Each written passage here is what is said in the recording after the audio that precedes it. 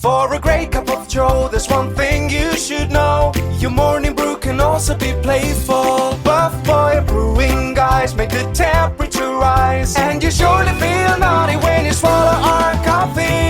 If you want some real heat, give your mouth a fine treat. You will want some more, rest assured. Buff Boy Brewing, you can't get enough of. It's time for The Scribble, your weekly fix of celebrity chats, bizarre stories in the news, and basic random chatter with best-selling author and syndicated radio host Jeremy Bradley. Make sure your seat is in the upright and locked position and your barf bag is securely in place. Here's Jeremy Bradley. Thank you very much, Larson. Jeremy Bradley here. This is The Scribble. Thanks for tuning in on your favorite podcast app. It's 30 minutes of time-wasting fun today. And you know what we're going to do? We're going to talk about moms. I realize that Mother's Day has just passed, but there's lots to talk about because Melissa Rivers is joining us in just a few minutes to talk about her new book. You know, she's got another book about her fabulous mother, Joan Rivers, the dearly departed. I guess it's almost 8 years now since Joan passed away, very, very, very suddenly and shockingly. But Melissa has a really, really funny book that I'll let her explain it, but it's totally memorializing Joan's personality and sense of humor. So I'm looking forward to that conversation coming up in just a few minutes. And of course, then I'm going to talk about Mother's Day in my family, and that'll wrap up the show.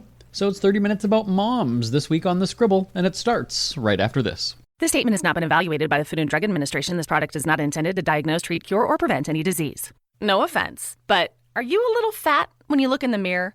How would you like to learn the secret to losing 3 to 5 pounds a week without joining the gym or going through any crazy diets? It's called Body Sculpt RX. For the last 2 decades, we've helped countless people lose thousands of pounds. And now, it's your turn. Learn how to lose weight with one simple phone call and no prescription needed. You'll see an amazing difference in a matter of days. Don't believe us? We'll offer you a risk-free money-back guarantee. So, if you're ready to start losing weight, call right now and get a free month supply with your first order of Body Sculpt RX. Call now. You have nothing to lose but the pounds. 800-459-6838. 800-459-6838. 800-459-6838. That's 800-459-6838. You know her from Fashion Police and covering red carpets and hilariously being the brunt of her legendary mother's jokes. The fabulous Melissa Rivers is joining us on the line to talk about her new book. Hello, Melissa. How are you? I'm good, thanks. How are you? I'm hanging in there. Good to hear. Well, you know, I have to say, with Mother's Day just passing, I know how special your mom was to you.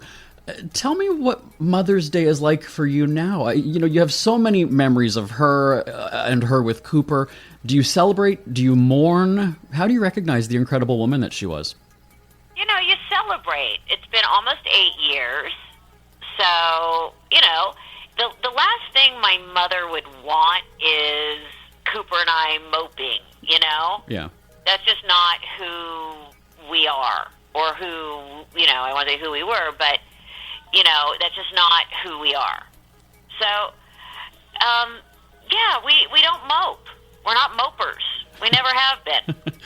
Well, I mean, that's kind of the lesson, really, that people should learn in life, especially after this whole Corona thing, is that you've got to find the positive. You've got to, you know, find things that make you happy, those memories that we cherish, that they're special to us, that nobody else will have them. And by the way, and that's exactly what any parent would want. You know, I don't know, are you a parent? Yeah. Just to dogs. Just the dogs? Okay. Well, I'm a parent. Yeah. And I wouldn't want Cooper to be miserable and moping and never get past anything. And you want it to be wonderful memories and positive memories and all those good things. But you know, you also want your child to be happy. Absolutely, absolutely. Let's talk. You know, the two of you paired up on red carpets was just, at least for me as a broadcaster, something that was just so iconic. And you hit the red carpets long before I did. I think for me it was about 2009. But I've heard you say in the past, and I totally agree, that the red carpet, it's just not the same anymore. And I think a big part of it is that you have to watch what you say. And you can't you have to spare somebody's feelings. It's just too serious now. Just share your thoughts again with everybody about red carpets. Absolutely, but that started to happen while we were still on the carpet, was everyone started to become very careful. And the original part with the red carpet was everybody was there having fun, and everybody was loose, and everybody was having a good time. And, you know, even before the sort of what I would call the rise of the stylists, people were doing things and wearing things that they actually picked out and that they liked, which made all that much more fun. And, you know, then all the publicists eventually got very involved and like, well, you said this about my clients, so now you can't talk to any of my other clients. And it just, the fun was lost. And everyone forgets that they're walking in to an amazing party. And you just, and nowadays, for sure, you're not allowed to have fun. No, and I think that's a big part of it too, is that it's so much heavy talk about world issues. I mean, it loses that entertainment feeling. Absolutely, we want to know what Meryl Streep thinks about yada yada, but suddenly it's become a sit down with Barbara Walters, and you're not standing on a carpet outside in Hollywood anymore. Like, just even the vibe has changed so much. 100%. 100%. It's not, and I do understand, like, people want to support their causes and you know, make their points and things like that, but we're not on the red carpet, you know, of the Nobel Awards. Yeah. And I mean, I also noticed a change, though, when social media came into play. And, you know, the red carpet used to be for celebrities having their moment, and then suddenly, and this is with all due respect to my fellow broadcasters, I think when bloggers and YouTubers, non-journalists, came in, it was about selfies and the quote-unquote reporters wanting their moment, so the focus also shifted there. I mean, I would never have asked a celebrity for a photo on a red carpet back in the day. It just wasn't a thing that you did. So oh, God, no. Yeah. And then also, there's no more surprise when they get out of the car. Yeah, that's true. Everybody's already posting what they're wearing and getting ready and on our way. You don't have that moment anymore where people get out of the car and you go, wow, good or bad. Absolutely. And see, that's the interesting thing about me covering them for radio. I really never talked about fashion with them because they, you know, people couldn't see it, right? You had the visual medium on TV. I was a little bit different, but yeah, I mean, just the whole vibe, the whole atmosphere. As you said, publicists all of a sudden are now, because you're going to have that viral moment that the celebrity does not want because they said something or they looked bad, and it's just a shame. Or something being taken out of context. Or, I mean, but it's everywhere now. It's not just on the red carpet, but it has, and the fun started going away, you know, before all this, but then it really took a turn where you're not allowed to say, what are you wearing? You're not allowed to be silly. You're not allowed to be light. And let me ask you, because I know I wasn't going to bring up Fashion Police, but you know, that was almost like a no holds barred kind of a show when it first started. I mean, that was the whole fun of watching it. And I think you were producing it. You were producing it towards the end, then, right? Or how did it? Yes. After my mom passed, I started hosting, and then we ran another 2 years, and then literally our last show was the one right before the one where everybody wore black, which, by the way, I think would have been one of the best Fashion Police episodes ever, because the women all looked original. Everybody was given a memo saying you have to wear black, or you're supposed to wear black. And I thought it was one of the best ones ever, and the women looked amazing because everybody had to work hard at it. You had to go to the designer. You had to say, how do I make this look like me? How do I make this look like a great dress? How do I do this? It was like the greatest, you know, Project Runway challenge ever, and it was amazing. I was like, can we always have like a color code? Yeah. Now, did you feel the pressure, though, from whether it was the network or even, I guess, publicists then, too? Because you have a quick turnaround when you're going from a red carpet Sunday to producing the show that was airing usually, you know, Monday.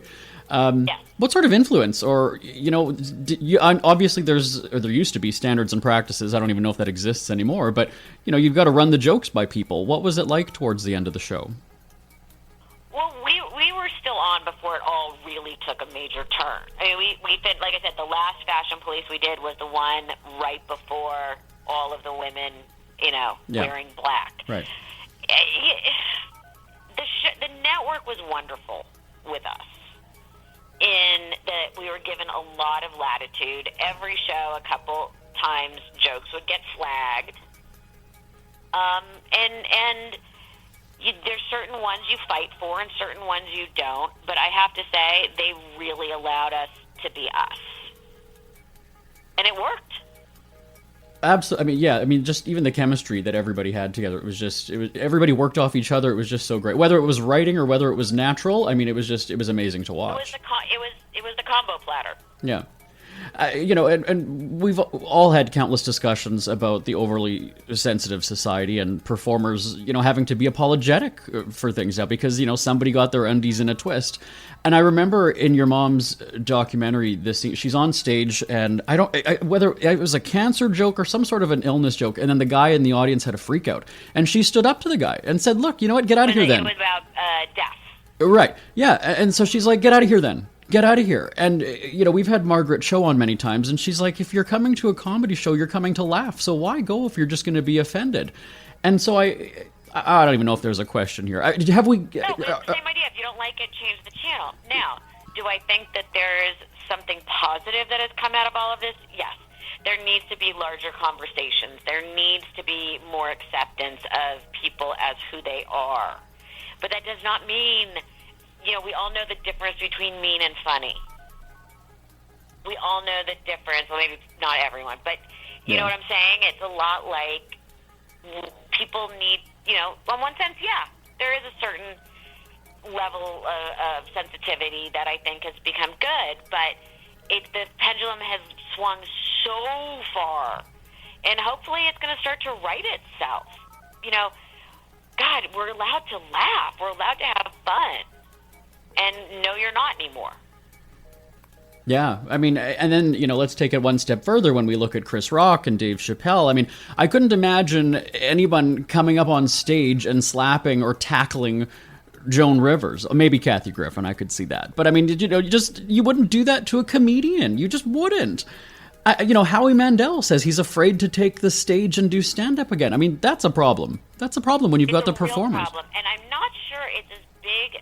I'm not sure that it's going to be the major comedians, although I was already proven wrong with Dave Chappelle, because now everyone's very aware and they have security, which again is ridiculous.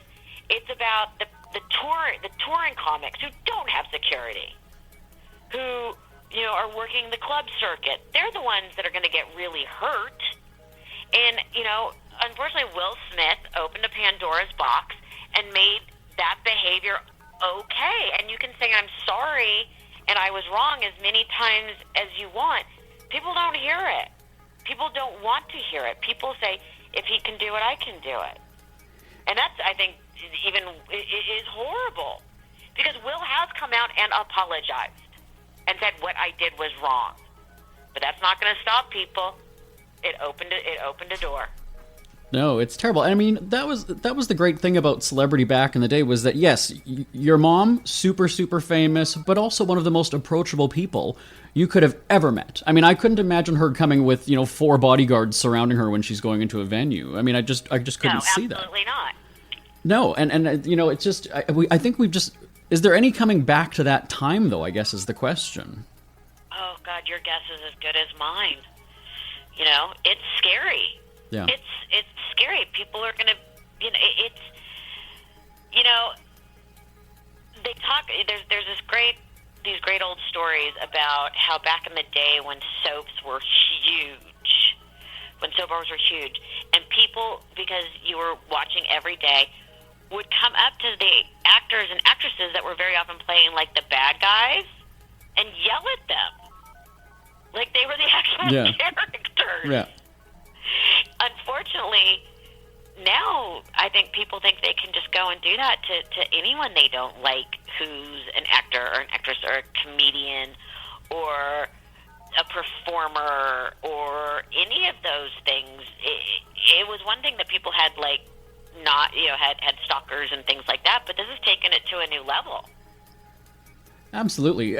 How would we have to talk about the book. I know they're already wrapping me up, but how would your mom have handled a situation of someone literally coming up on stage and getting in her face? What would she have done? She would have told them off with words, I'm sure. I'm sure she would have told them off. I think she would have been very frightened. Yeah. And, I think it would have been very, very upsetting and disturbing. And she would have told someone to shut up and sit down. Yeah. But, if someone actually gets physical, I think that would be terrifying. Especially for my mother who, had no, physically violent tendencies anywhere. I mean, the woman could barely throw a ball, let alone, she probably could have thrown a punch. I take that back.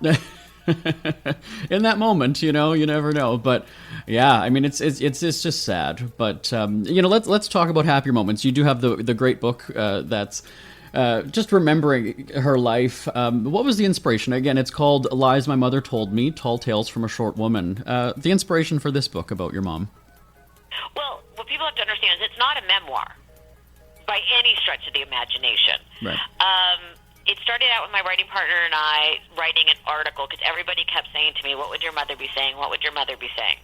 Then we thought, well, that spun into us saying, "Ooh, let's rewrite the history of the world according to my mother."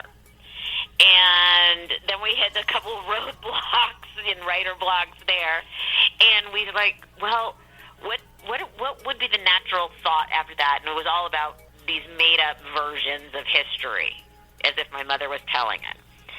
And then we're like, what if it was just all crazy lies? And we literally just ran with the idea. There is not, these stories are not true. My mother was not friends with the Pope. Right.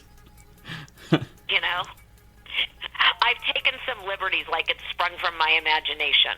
But having a mother what's so funny is having a mother who is so out there and irreverent that people are reading this and going, oh my God, did she really say these things? I'm like, no.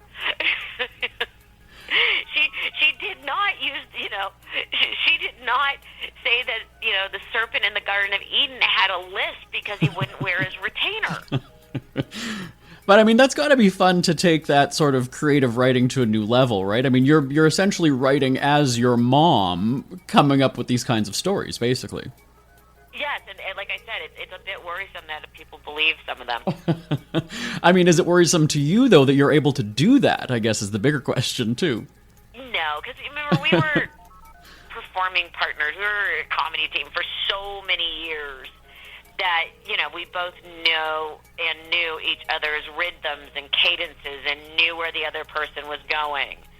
And I just was like, what would be the most outrageous things? And my writing partner and I, who knew my mother very, very well and actually had been her writing partner on her last couple books, and someone I knew for years, and then he sort of transitioned into being my writing partner, which is very funny because we'd be fighting over who was working with Larry. I was always like, you are so in the middle of a relationship right now, you have no idea. It's like a love triangle. And it was such fun. It was such fun, and we wrote it during COVID, and it made us both laugh.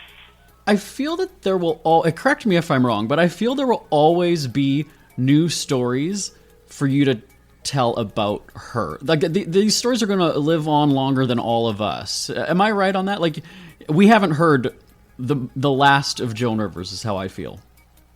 Well, I haven't. Everyone's like, don't you want to write a memoir? I'm like, not yet, and not, it's not where I am in my head nor in my life. So, of course, there's other stories. You go back to Book of Joan, which I read after she passed, and there were great stories. And,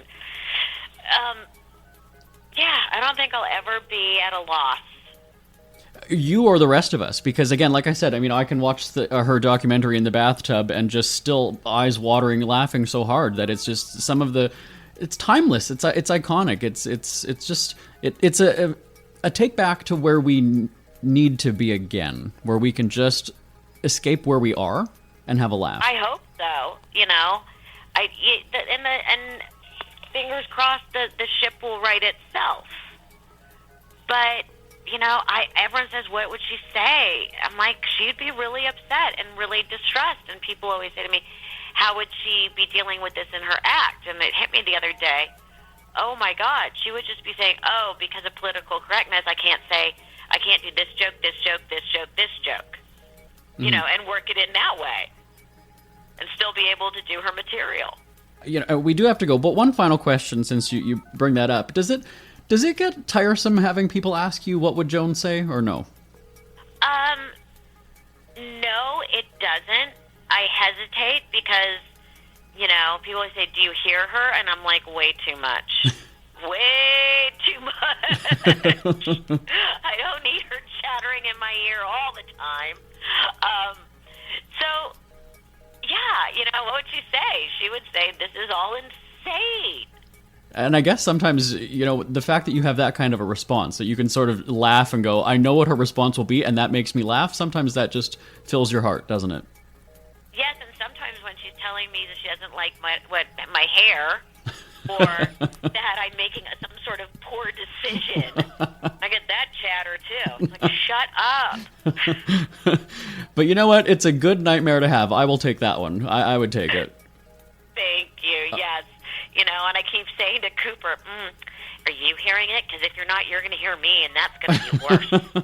You and your mom are going to tag team. That's what's going to happen to him. The poor guy. Oh, poor kid. Jeez. That poor child. Well, the dedication in my new book is, to Cooper, I'm sorry. Yeah, that's right. And, we've teased it enough. So, again, the book is called Lies My Mother Told Me, Tall Tales from a Short Woman. Melissa Rivers, thank you again so much. It's always great chatting with you. Thank you so much. Listen up, guys. Are you experiencing any of the following? Fatigue, less drive, poor performance? If so, you may be one of the nearly 30 million men in the U.S. today dealing with ED. But did you know you don't have to pay hundreds for a prescription anymore? And you don't have to deal with the hassle of seeing the doctor or the embarrassment of going to the pharmacy for a certain pill. Now with one free call, you can find out how Herbal Virility Max can help you feel like a man again. For over a decade, Herbal Virility Max has helped guys just like you put a smile back on their face with improved performance and drive. Call today and ask about our buy one, get one free offer. Save the money, save the hassles, and get the better blue pill. Dial 800-578-0179. That's 800-578-0179. 800-578-0179. For a great cup of joe, there's one thing you should know. Your morning brew can also be playful. Buff Boy Brewing guys make the temperature rise. And you surely feel naughty when you swallow our coffee. If you want some real heat, give your mouth a fine treat. You will want some more, rest assured. Buff Boy Brewing, you can't get enough of.